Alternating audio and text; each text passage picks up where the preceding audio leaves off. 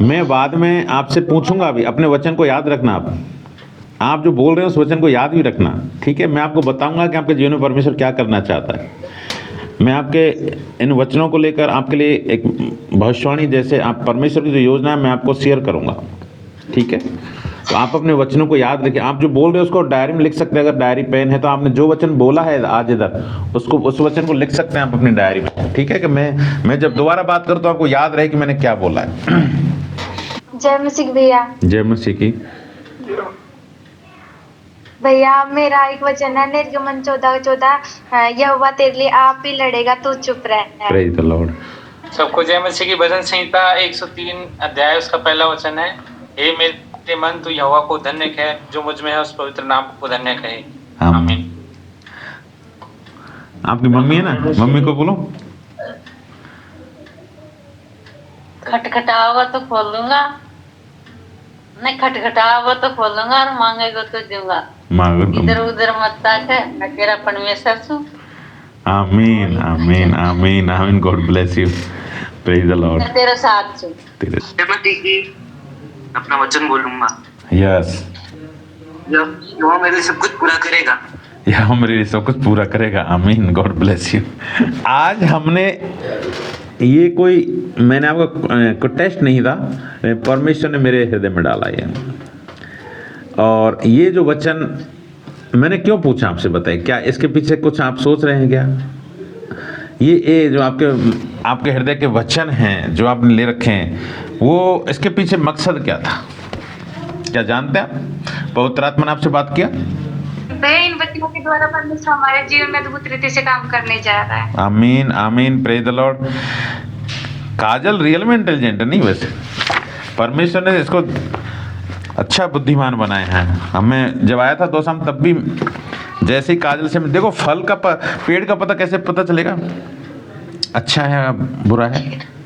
फल से पता चलता है ना। तो इंसान का पता कैसे चलता है? जब बात करते हैं मुंह से निकलता है। काजल कम बोलती है, लेकिन पिछली बार हमने बोला काजल बोलो, तो जो थोड़ा बोला उसमें बहुत कुछ हमने देख सीखा। काजल के अंदर परमेश्वर का आत्मा काम कर रहा है। काजल को परमेश्वर इस्तेमाल करने वाला आने दिनों में। काजल तुम्हारा वचन क्या था, अब बताइए। मैं कुछ ज़्यादा 1-2 का लूँगा, मैं सबका नहीं लूँगा। तुम्हारा वचन क्या था? परमेश्वर ने कहा अपना बोझ यहोवा पर डाल दो, क्योंकि वह तुम्हें विश्राम और शांति देगा। फिर से बोलिए वचन अपना बोझ यहोवा पर डाल दो, वो तुम्हें शांति और विश्राम देगा। आमीन। परमेश्वर चाहता है आपको शांति और विश्राम देना, लेकिन अभी भी आपके हृदय में कोई बोझ है? कोई ऐसा बोझ है जो आप डाल नहीं पा रहे हैं, या कुछ ऐसा है जिसमें आप बोझ को लिए घूमते हैं? आप अगर हमारे साथ शेयर नहीं कर सकते तो परमेश्वर के सामने अपने आप को शेयर करना। आपको परमेश्वर शांति और आनंद देना चाहता है ना? और ना सिर्फ अभी, लेकिन पूरे जीवन काल के लिए। हम बहुत सारे बोझ लिए घूमते हैं, परिवार का, व्यक्तिगत, हमारे जीवन का, हमारे समाज का, हमारे व्यक्तियों का, हमारे आंतरिक बोझ।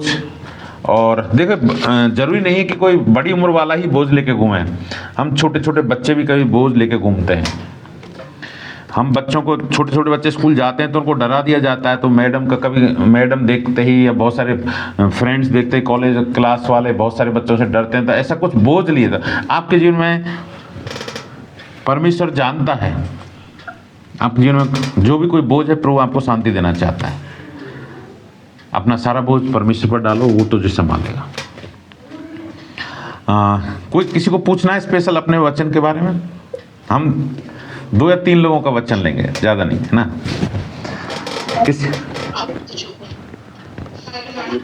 जिसने वचन बोला है, मन यहोवा को धन्य कहे, यह मेरा वचन है। हे मेरे मन तू यहोवा को धन्य कहे, और कुछ मुझ में है वो उसके पवित्र नाम को धन्य कहे। आमीन। परमेश्वर का धन्यवाद। देखिए, हे मेरे मन तू यहोवा को धन्य कहे। आप शरीर हमारा कभी कभी कंट्रोल में नहीं होता है ना? और हमें अपने आप में, आपके जीवन में परमेश्वर चाहता है कि आप हृदय से परमेश्वर का धन्यवाद करें हर एक बात के लिए जो परमेश्वर ने दिया है। शायद आपको ये पता नहीं है कि प्रभु ने आपको क्या दिया है। शायद हम उन चीज़ों का एहसास नहीं करते, क्योंकि फ्री गिफ्ट को कभी हम महत्व ज़्यादा नहीं देते। जो सांसें दी हैं, जो ज़िंदगी दी है, जो परमेश्वर ने आपको अभी तक, हो सकता शायद आप इस ज़िंदगी में नहीं रह पाते। अभी आज जो हम देख रहे हैं एक दूसरे को, आप शायद इस जीवन में अभी नहीं होते। आपके घर वाले भी इस चीज़ का महत्व नहीं समझते हैं। परमेश्वर ने आपको ज़िंदगी दी है, नई ज़िंदगी। आप इस दुनिया में नहीं होते, मर गए होते अगर प्रभु आपको जीवन नहीं देता तो। रवि भाई, तो आप उस लेवल से धन्यवाद दें जब परमेश्वर ने आपको बचाया। आप उस हृदय से धन्यवाद देना सीखिए परमेश्वर को। अभी आप भौतिक चीजों के लिए धन्यवाद मत दीजिए जो हमने प्रभु ने दिया। आप उन बातों के लिए धन्यवाद देना चालू करें जो परमेश्वर ने, शायद आप अभी पूरी परमेश्वर ने जो आपके लिए किया है वो जान ही नहीं पाए मेरे लिए क्या किया परमेश्वर ने। आप जो अभी हैं वो नहीं होते अगर आप परमेश्वर में नहीं होते, तो यीशु मसीह को नहीं जानते तो वो हो ही नहीं पाते आप। या तो आप इस दुनिया में नहीं रहते, या फिर ऐसा दुनिया चुन लेते जो जगत में हम नाश होने के लिए होते पूरी तरह। तो आप आत्मिक रूप से हृदय से धन्यवाद देना, कंप्लीट धन्यवाद आपने अभी तक नहीं दिया।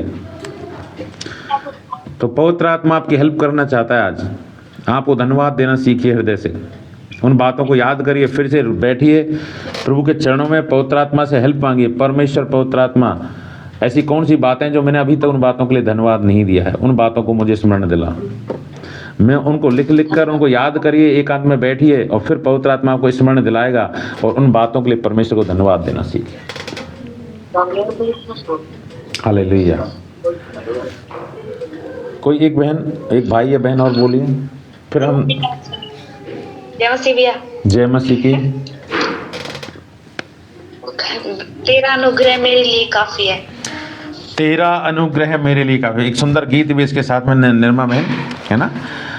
आप हे मार्था बहुत सारी बातों की चिंता करती है।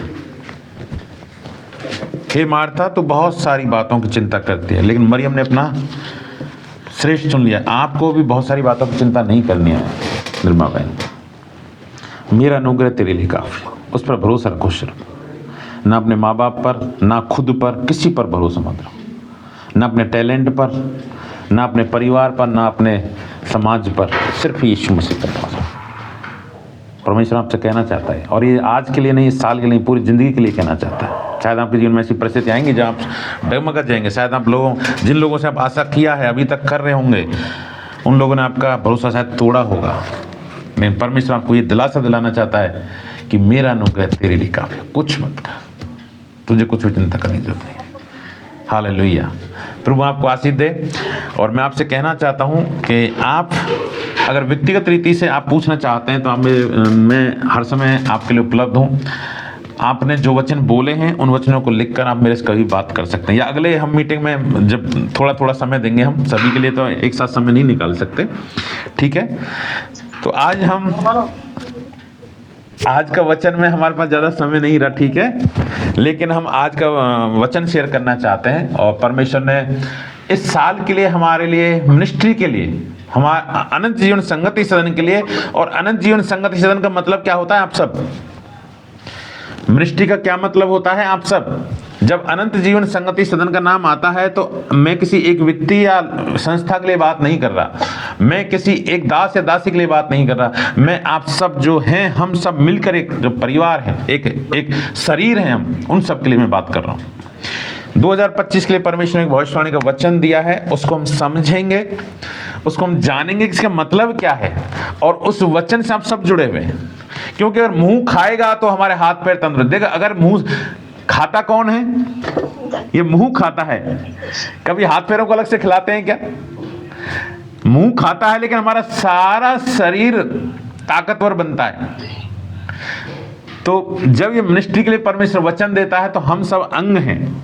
जैसे हमारे शरीर में हाथ, पैर, उंगलियां, पीठ, पेट, है ना, सिर, कान, आंख, नाक, ये सब हम एक तरह से अंग हैं कलीसिया के। तो जो वचन परमेश्वर देता है, ये वचन हमारा भोजन है। ये वचन क्या है? ये भोजन है कलीसिया का। आज जो आपने वचन, हम सभी से बात नहीं कर पाए, लेकिन हम करेंगे। आप निराश होने की आपको जरूरत नहीं है। ऐसा नहीं है कि सिर्फ 2-3 लोगों से हमने बात कर लिया। आप सबके लिए जो एक संदेश छुपा हुआ है, आप भी पवित्र आत्मा से बोलना, परमेश्वर इसके अंदर छुपे हुए संदेश को मुझे बता दे, परमेश्वर आपको प्रकट करेगा। हालेलुया। लेकिन हम आपकी हेल्प कर सकते हैं, जो पवित्र आत्मा हमें अगुवाई करेगा। तो इस साल के लिए हमें परमेश्वर ने कौन सा वचन दिया भविष्यवाणी का मिनिस्ट्री के लिए, मालूम है आप सबको? किसी को याद है इस साल का भविष्यवाणी का वचन मिनिस्ट्री के लिए हमने शेयर किया था आपको, जब 31 दिसंबर का जो मीटिंग था उस नए साल के लिए, पहला मीटिंग शनिवार को, उसमें शेयर किया था। हाँ भैया, हाँ भैया, हमारे हाथ है, उसमें तुम संतुष्ट रहो। Praise the Lord. तुझे कभी भी न त्यागूंगा और कभी भी न छोड़ूंगा। आमीन आमीन। हमने भले ही सामान्य बातें की हैं, लेकिन परमेश्वर आपको टच किया है किसी ने। अगर प्रभु ने आपको टच किया है, प्रभु आपके जीवन से कुछ कहना चाहता है, तो आप शेयर कर सकते हैं हमारे साथ में। परमेश्वर कुछ दिलों को जानता है, भले ही हम नहीं जानते। चेहरों से हम अच्छे लगते हैं, अच्छे हैं, खुश हैं, प्रसन्न, लेकिन कुछ लोग अंदर से दुखी हैं, कुछ लोग अंदर से टूटे हुए हैं। हमारे इसी मंडली में मैं आपसे कहना चाहता हूँ, और अगर आप ऐसा एहसास करते हैं, पवित्र आत्मा आपको जरूर मदद करेगा। अगर ऐसे हमारे बीच में भाई बहन है तो हमारे साथ शेयर करें उनके लिए।